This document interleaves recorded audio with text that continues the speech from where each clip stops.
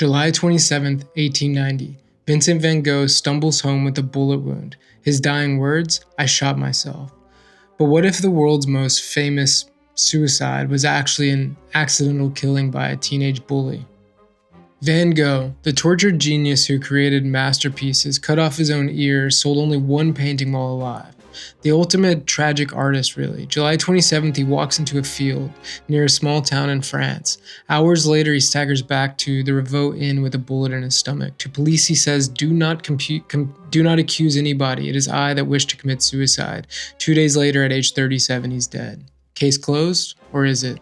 Here's what doesn't add up. No gun found at the scene, no gunpowder burns on his hands or clothes. Dr. Vincent Di Maio, forensic pathologist who examined Lee Harvey Oswald, reviewed the evidence. His conclusion? 1890s black powder would have left grossly evident burns, none were found. End quote. The bullet enters his left side at a downward angle, impossible for a right-handed man to shoot himself this way. Dr. Di Maio's analysis, the shot came from 2 feet away.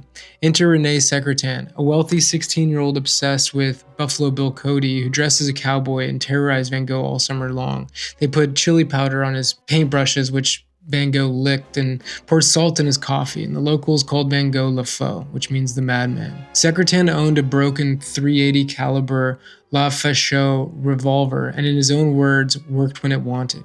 The theory, one final bullying session in a wheat field, a struggle, the gun misfires, hitting Van Gogh from 2 feet away. The teenagers panic. They hurl the gun into the field and flee. Van Gogh makes a choice. He chooses to protect his killers, not to destroy their lives. At 82, Secrétan speaks to a journalist, Victor, and he says, Van Gogh somehow obtained the gun which had been in the young man's possession. End quote.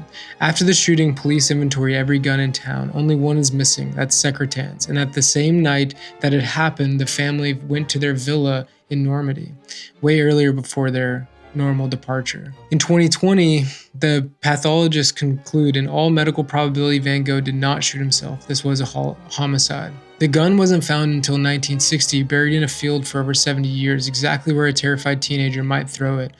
Was Van Gogh's greatest masterpiece his final lie, or a protective sacrifice that saved 2 reckless boys from a lifetime of guilt? So, suicide or murder? Modern forensics says murder, art historians still debate it. What do you think? Full episode now, catch all the details. I love this story. See you on the next one.